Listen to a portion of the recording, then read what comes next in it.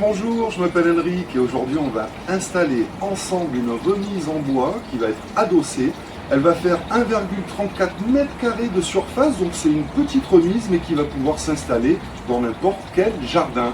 Alors vous allez recevoir un kit à monter vous-même, composé, alors là il y a l'option plancher qui va être directement posé dessus sur la palette.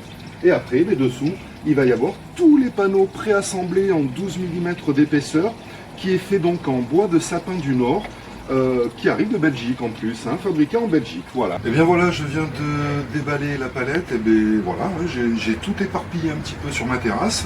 Il y a bien la quincaillerie, tout est complet, il y a également un mode d'emploi en papier. Alors afin d'installer mon plancher, je viens de fixer les mini lambourdes qui sont fournies bien sûr avec. Alors il y a une distance à respecter, c'est sur le mode d'emploi. Il faut un intervalle de 38,9 cm. Et voilà, ça c'est fait. Maintenant, je vais pouvoir installer par-dessus le plancher qui est fourni en option. Maintenant, on va passer à l'assemblage des panneaux arrière. Alors, petite astuce, vu qu'on le reçoit prêt à être traité, ça ne veut pas dire qu'il est traité, le bois, il est prêt à être traité. Et bien avant d'assembler mes panneaux, je vais le lasurer. Ça sera beaucoup plus facile que s'il était déjà installé.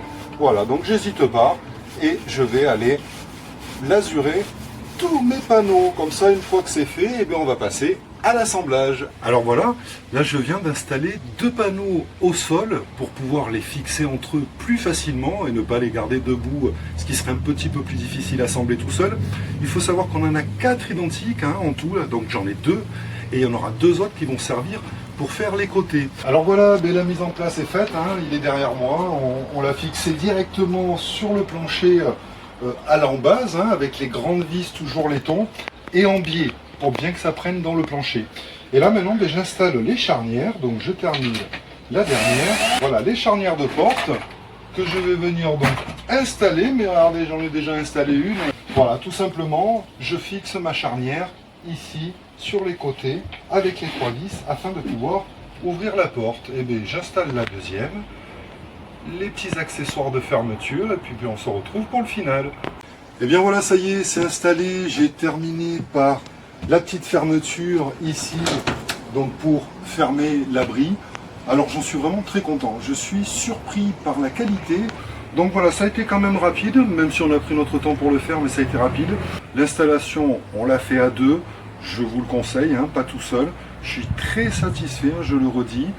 Il pèse, il pèse son poids, on sent la solidité de ce produit. Donc écoutez, j'espère que ça vous a aidé, que ça vous a accompagné au montage de votre abri. Nous, personnellement, on va l'utiliser pour mettre notre linge, pour faire sécher les linges l'hiver et même l'été s'il pleut, pour qu'ils soient à l'abri, pour ranger les chaussures et quelques petits accessoires de jardin. Ça peut être également un abri bois, ça peut être pour ranger vos accessoires donc, de jardin comme nous on va le faire. Voilà, bon écoutez, je vous remercie beaucoup pour votre attention et bon montage.